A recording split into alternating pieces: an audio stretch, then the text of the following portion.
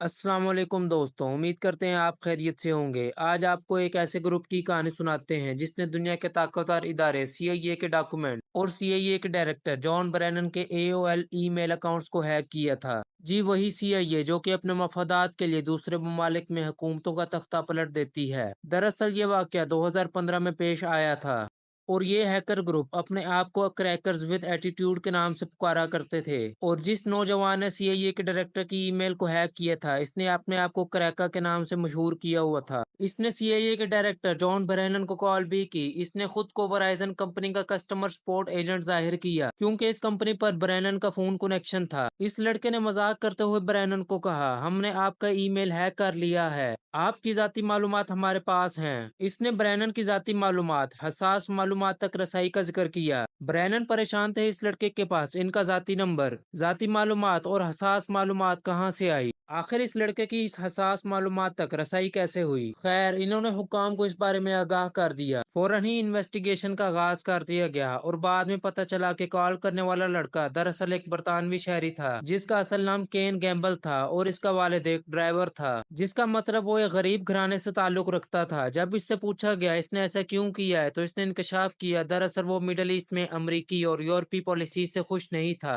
इसके मुताबिक अमरीकी पॉलिसीज की वजह से फलस्तीनी अवाम पर मुजालिम हो रहे हैं। बाद अज उसने ये भी इंकशाफ किया उसके साथ कुछ और लोग भी हैं और बाद में उन्हें भी गिरफ्तार कर लिया गया। इन सब हसास मालूमात तक रसाई हासिल करने का इनका मकसद दुनिया को ये बताना था कि हाई प्रोफाइल शख्सियात का भी डेटा महफूज नहीं। और इन्होंने ये भी बताया दरअसल वो अमरीकी पॉलिसीज के खिलाफ एहतजाज रिकॉर्ड करवाना चाहते थे। बाद अज इन सब की तफ्तीश की गई और इन्हें सजाएं भी सुनाई गई। केन गैम्बल की उम्र छोटी थी, इसे 2 साल कैद यानी कि यूथ डिटेंशन की सजा सुनाई गई। जज ने ये कार्रवाई बहुत संजीदगी के साथ की क्योंकि इसकी कार्रवाइयां सिक्योरिटी के लिए खतरा थी। बाकी लोगों को भी गिरफ्तार किया गया और साइबर क्राइम एक्ट के तहत इन पर मुकदमात चलाए गए। कुछ ने अपना जुर्म कबूल किया और इन्हें हल्की सजाएं मिली और आइंदा ऐसी किसी भी हैकिंग में मुलविस ना होने की शर्त पर इन्हें माफ किया गया।